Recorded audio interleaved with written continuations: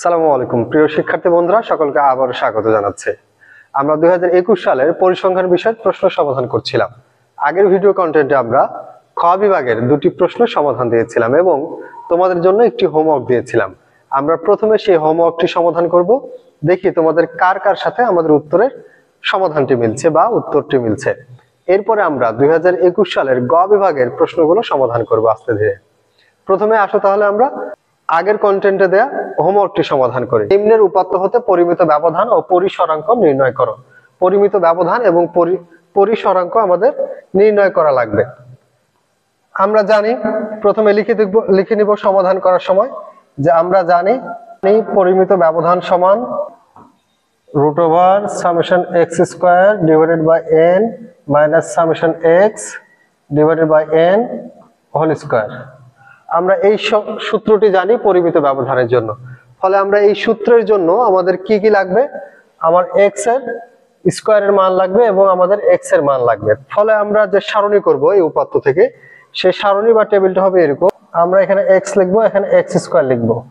x হচ্ছে আমার 10, তারপরে 30, তারপরে 15, তারপরে 22 আছে, তারপরে 5 এবং 30। ফলে সামেশন x সমান কত আসবে আমাদের? 10 + 30 40 55 77 82 এবং 112 সামেশন x²। ফলে আমরা x কে স্কয়ার বা বর্গ করে নিব। এখানে 10 বর্গ করলে 100, অতএব সামেশন x² সমান আসছে 2634। আমরা এখন এই সূত্রে এটি বসিয়ে দিব। আমরা মানটি যদি বসাই, আমরা দেখছি x² সমান আসছে, সামেশন x² সমান 2634। আমার n সমান এখানে আছে, n সমান 6, যেহেতু আমাদের পদ সংখ্যা 6, এখানে আমরা বসাবো 6 বিয়োগ সামেশন x সমান আমরা পেয়েছি 112, অতএব এখানে বসাবো 100/6, এটি হবে বর্গ আকারে। আমরা এখন দেখব 112কে 6 দিয়ে ভাগ করলে কত আসে।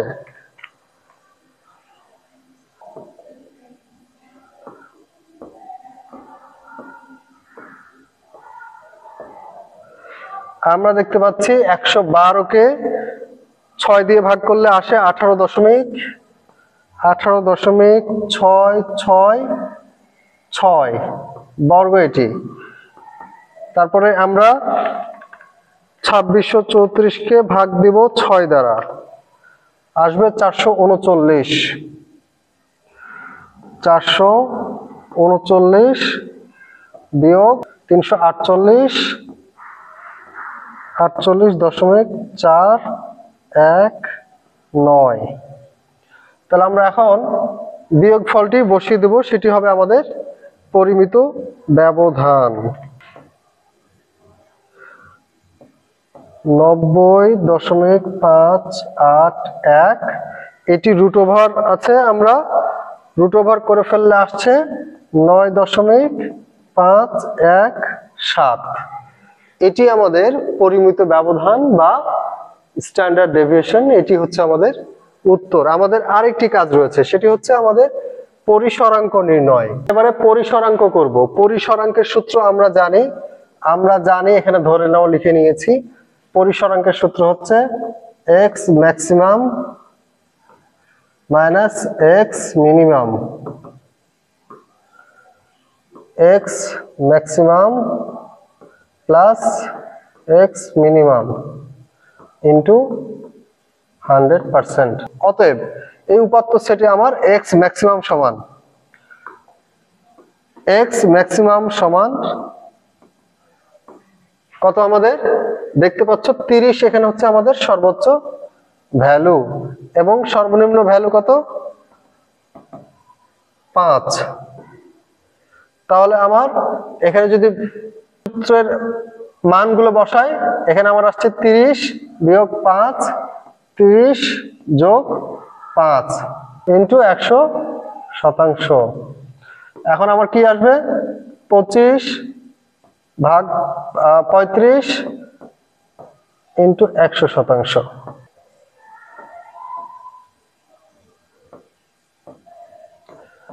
তাহলে এখানে আসছে 2500 ভাগ 35। এবার আমরা যদি সমাধান করি 2500 ভাগ 35 71.428%। এটি হচ্ছে নির্ণয় পরিসরাঙ্ক। তাহলে আমরা যে হোমওয়ার্কটি ছিল পরিমিত ব্যবধান এবং পরিসরাঙ্ক সেটি সমাধান করে ফেলেছি। এরপর আমরা 21 সালের গ বিভাগের প্রথম প্রশ্ন 14 নম্বর প্রশ্নটি সমাধান করব। আসো আমরা সেই সমাধানটিতে চলে যাই। আমরা তাহলে গ বিভাগের যে প্রথম প্রশ্ন 14 নম্বর প্রশ্ন বোর্ডে দেখতে পাচ্ছি। আমরা এটি একটি সহজ প্রশ্ন, তুলনামূলক গণসংখ্যা নিবেশন সারণী করা লাগবে বা গণসংখ্যা নিবেশন করা লাগবে। ফলে আমরা সারণীতে কিভাবে উপস্থাপন করব সেটি দেখব, এবং তোমরা যারা পরিসংখ্যান পড়ছো আশা করছি এটি সহজে সমাধান করতে পারবে। আমরা এখানে সর্বোচ্চ মান এবং সর্বনিম্ন মান নেব। তাহলে যে উপাত্তের তথ্যসমূহ দেওয়া আছে তার মধ্য থেকে আমার সর্বোচ্চ মান সবার আগে আমরা নেয়ার চেষ্টা করব। সর্বোচ্চ মান কত আছে এখানে দেখো, আমরা দেখতে পাচ্ছি 73, 76, 76, 76 উপরে আর আছে, আর নাই। তাহলে আমার সর্বোচ্চ মান 76। সর্বনিম্ন মান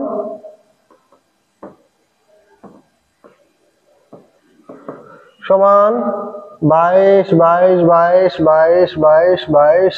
এই যে এখানে 21 আছে, 21, 21, 21, 21 হচ্ছে সর্বনিম্ন মান। তাহলে পরিসর কত? আমার উপাত্ত সেটের পরিসর হচ্ছে 55। আর 55 পরিসর যদি হয় তাহলে এখানে আমরা যদি, যেটা সাধারণ নিয়ম, যে সর্বনিম্ন 5 আমার শ্রেণী ব্যাপ্তি ধরা যেতে পারে এবং সর্বোচ্চ 25। এখানে যদি আমরা 10 নেই তাহলে কয়টা ঘর আসবে দেখো তো। শ্রেণী ব্যাপ্তি 10 ধরলে শ্রেণী কত? 55 ভাগ 10 সমান 5.5। এটাকে আমরা সমান 6, অর্থাৎ 6টা শ্রেণী ধরতে পারি। তাহলে এটুকু আমরা মিশিয়ে ফেলি। আমরা 6টা শ্রেণী ধরে এখানে ডাটা উপস্থাপন করে বলবো। তোমরা যখন অঙ্কে বিশেষ করে খাতায় অঙ্ক করবে বা এই সমস্যাগুলো সমাধান করবে তখন এটুকু লিখে রাখবে। আমরা এখানে টেবিল আঁকানোর স্বার্থে এটুকু মিশিয়ে ফেললাম। এখন তাহলে আমরা গণসংখ্যা নিবেশন সারণী তৈরি করে ফেলবো। কি কি আমার লাগবে? 3টা কলাম জরুরি আমাদের এখানে। একটা হচ্ছে শ্রেণী কলাম, আর একটা হচ্ছে আমাদের ট্যালি কলাম এবং গণসংখ্যা কলাম। শ্রেণী কলাম নিলাম, ট্যালি কলাম নিলাম, এটি গণসংখ্যা কলাম। আমার কয়টা শ্রেণী হবে? 6টা শ্রেণী। তাহলে 6টা শ্রেণী আমি এঁকে নেই। 6টা শ্রেণী আমরা এঁকে নিয়েছি। এখন আমরা কলামগুলোর নাম বসিয়ে ফেলি। শ্রেণী ব্যাপ্তি, তারপরে ট্যালি কলাম, তারপরে গণসংখ্যা। আমরা এখানে ধরবো আমাদের সর্বনিম্ন মান ছিল 21, তাহলে 21 থেকে 10 আমরা নিব। আমরা যদি 21 এখানে নেই, তাহলে যদি আমরা অন্তর্ভুক্ত পদ্ধতি নেই তাহলে এখানে আমাদের 10 শ্রেণী ব্যক্তির সর্বোচ্চ মান হবে 30। তাহলে এখানে আমাদের পরবর্তী মান হবে 31, এখানে আসবে আমাদের 40 এবং 71 থেকে 80। ঠিক আছে, আমাদের সর্বনিম্ন মান থেকে আমরা শ্রেণী ব্যাপ্তির সর্বনিম্ন শ্রেণীর নিম্ন সীমাটা ধরবো। তারপর এখন আমরা ট্যালি চিহ্ন দিব। প্রথম যে শ্রেণী 21 থেকে 30 কটা আছে একটু গুনে নেব। যেমন দেখো 22 আছে, আমরা একটু দাগ দিয়ে নিই। 22, 1, তারপর রয়েছে 2, 2, 2, 2, 2, 2, 2, 3, 3, 4, 4, 4, 4, 5, 5, 5, 5। তাহলে আমরা 5টি উপাত্ত পেয়েছি। ফলে এখানে আমরা 5টি ট্যালি চিহ্নের জন্য মার্কিং করে ফেলবো। আমরা এখানে কত লিখে ফেলবো? 5। এই একইভাবে পুরো উপাত্ত সেট থেকে আমার যে শ্রেণীতে আসছে সেই শ্রেণীতে একটি করে ট্যালি চিহ্ন বসবে। তুমি হিসাব করতে পারো একটা সুবিধার্থে যে এভাবে দাগ দিয়ে তুমি ওই শ্রেণীর উপাত্তগুলো নিয়ে কয়টা হচ্ছে সেটা ট্যালি চিহ্ন বসিয়ে গণসংখ্যায় ওই সংখ্যাটা বসিয়ে দিতে পারো। অথবা তুমি একদিক থেকে ধরতে পারো, তুমি দাগ দিয়ে যাবে যে শ্রেণীতে বসছে সেই শ্রেণীতে একটা করে ট্যালি চিহ্ন দিয়ে শেষে তুমি গণনা করে ফেলবে এখানে আর কি। তো আমরা এটা কাজ করে ফেলি। এই যে আমরা এখানে তাহলে যে উপাত্ত সেট রয়েছে সেই উপাত্ত সেট থেকে ট্যালি চিহ্নের ঘরে প্রতিটা উপাত্ত সেট যে শ্রেণীতে পড়ছে তার বিপরীতে একটি করে চিহ্ন দিয়েছি এবং যে শ্রেণীতে যতটা চিহ্ন পড়েছে তার গণসংখ্যা কলামে তত সংখ্যাটি লিখে ফেলেছি। এইভাবে আমরা গণসংখ্যা নিবেশন সারণী প্রস্তুত করতে পারি। আমাদের এই প্রশ্ন বা এই প্রশ্নের জন্য সমাধান কমপ্লিট হয়ে গেছে। আমরা তাহলে পরের প্রশ্নের উত্তর বা সমাধানের জন্য চেষ্টা করি।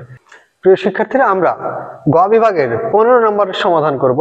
আমরা এখানে দেখতে পাচ্ছি যেহেতু গড়, মধ্যমা এবং প্রচুরক নির্ণয় করতে হবে, ফলে প্রথমে গড়ের যে সূত্রটি রয়েছে সেই সূত্র আমরা নিয়েছি এবং মধ্যমা এবং প্রচুরক নির্ণয়ের জন্য যে সারণী লাগবে বা কলামগুলো রাখবে সেটি আমরা টেবিল আকারে নিয়ে ফেলেছি। এই মাস্টার টেবিল থেকে আমরা পরবর্তীতে মধ্যমা এবং প্রচুরক নির্ণয় করে ফেলবো।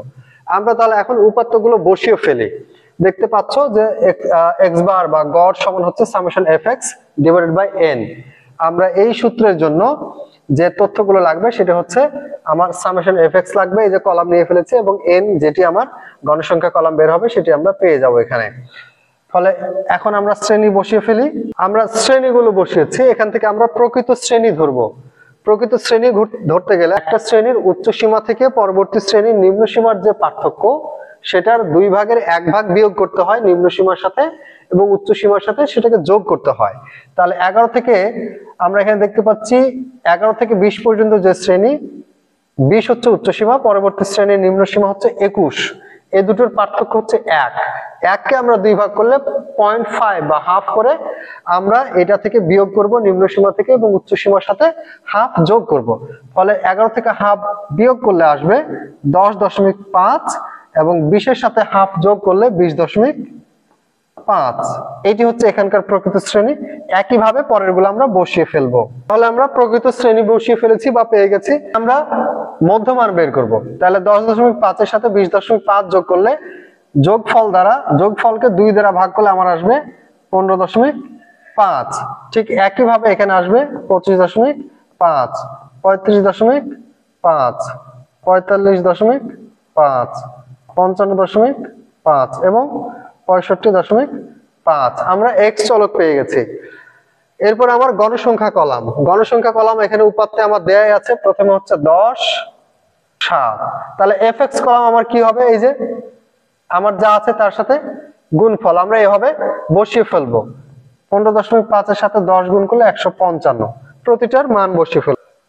আমরা তাহলে টেবিলের যে কাজ, সেই কাজগুলো আমরা সমাধান করে ফেলেছি। এখন আমরা মান বসিয়ে দিব গড় নির্ণয়ের। তাহলে আমরা গড় পেয়ে যাব, এরপর আমরা মধ্যক এবং প্রচুরক করব। আমরা এখানে তাহলে মানগুলো বসিয়ে দেই। যদি এখানে ধরি সামেশন fx সমান কত পেয়েছি? 4908.5 অর্থাৎ 4908.5 আমার গণসংখ্যা হচ্ছে 127। 4908.5 কে 127 দ্বারা ভাগ করলে পাচ্ছি 38.649। এটি হচ্ছে আমার এই উপাত্ত সেটের গড়। আমরা একটি সমাধান করে ফেলেছি। এরপর আমরা মধ্যকের সূত্র জানি।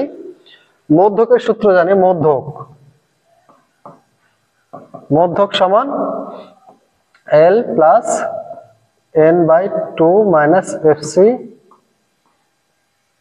Into h/fm। অর্থাৎ এখানে আমার হচ্ছে মধ্যক শ্রেণীর নিম্ন সীমা, n তো আমার গণসংখ্যা, fc হচ্ছে যে শ্রেণী মধ্যক তার পূর্ববর্তী শ্রেণীর ক্রমযোজিত গণসংখ্যা। এখানে h হচ্ছে ক্লাস বাউন্ডারি অর্থাৎ আমার শ্রেণী ব্যাপ্তি যেটা। তারপর fm হচ্ছে যে শ্রেণী মধ্যক শ্রেণী হবে তার হচ্ছে গণসংখ্যা। ফলে আমাদের কাছে এখন দেখতে হবে 127 কে 2 দ্বারা যদি ভাগ করি, 127 কে যদি 2 দ্বারা ভাগ করি তাহলে আসে আমার 63.5। অর্থাৎ এই তম পদটা কোন শ্রেণীতে বিদ্যমান আছে? আমি যদি ক্রমযোজিত গণসংখ্যা কলামে তাকাই তাহলে এটা 34 পর্যন্ত, এটা হচ্ছে আমার 75। অর্থাৎ এই শ্রেণীতে আমার এই শ্রেণীটাই আমার হচ্ছে মধ্যক শ্রেণী। অর্থাৎ মধ্যক শ্রেণীর নিম্ন সীমা 30.5, উচ্চ সীমা 40.5। এইটার গণসংখ্যা হচ্ছে আমার 41 এবং পূর্বের গণসংখ্যা হচ্ছে আমার 34। আর যে h বা হচ্ছে শ্রেণী রয়েছে, শ্রেণী ব্যাপ্তি, সেটা হচ্ছে আমার 10। কারণ 40.5 থেকে 30.5 বিয়োগ করলে 10 থাকছে। ফলে আমরা এই সূত্র অনুযায়ী মানগুলো যদি বসিয়ে দিই, 30.5 আমার নিম্ন সীমা। তারপর হচ্ছে n এর মান কত, আমার 127 ভাগ 2। এফসি কত, এই যে 34, এফসি 34 ব্র্যাকেট ক্লোজ। এখন হচ্ছে আমার এইচ এর মান হচ্ছে 10, এইচ এর মান হচ্ছে 10। এরপর আমার এই শ্রেণীর গণসংখ্যা কত, 41। এইটিকে এখন আমরা সমাধান করে ফেলবো, তাহলে আমরা মধ্যক পেয়ে যাব। আমরা মানগুলো বসাই, অর্থাৎ মানগুলো বসানোর পরে আমরা যখন ক্যালকুলেশন টানছি 63.5 থেকে 34 যদি বিয়োগ করি আমার 29.5 থাকছে, সেটার সাথে 10 গুণ করলে 295 হচ্ছে। 295 ভাগ 41, তাহলে 30.5 যোগ এই যে আমার 295 কে 41 দ্বারা ভাগ করলে 7.197।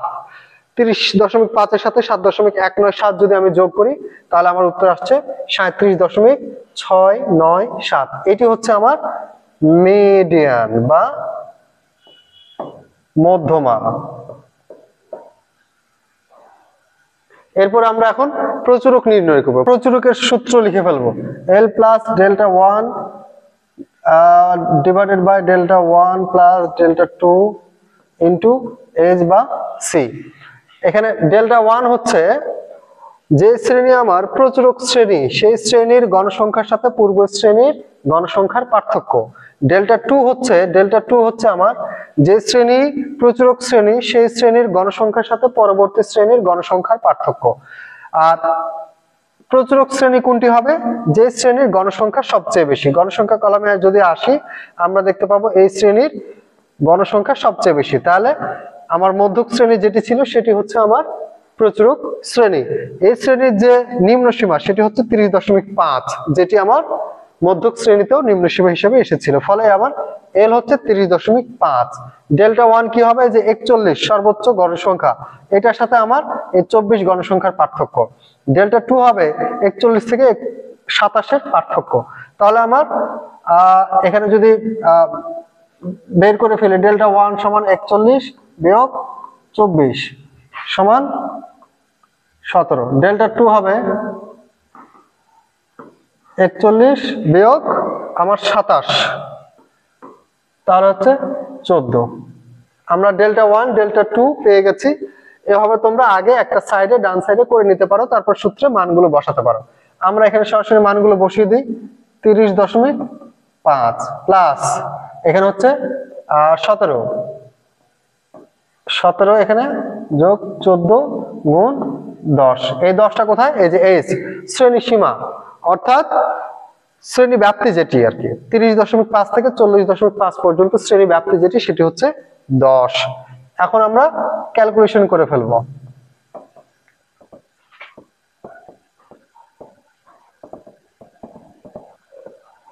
তাহলে 30.5 এর সাথে আমার 5.4838 কে যদি যোগ করি তাহলে আমার সমাধান আসছে 35.9838। এটি হচ্ছে আমার নির্ণয় প্রচুরক। তাহলে আমরা একাধারে এক্স বার অর্থাৎ গাণিতিক গড় পেয়ে গেছি। আমরা মধ্যক বের করেছিলাম আগে 37 সামথিং, এখন আমরা প্রচুরক পেয়ে গেছি 35.9838। ফলে আশা করছি তোমরা অঙ্কটি বুঝতে পেরেছো। কোথাও কোনো অসুবিধা থাকলে কমেন্ট বক্সে আমাদেরকে জানাতে পারো। সকলকে শুভেচ্ছা জানাচ্ছি।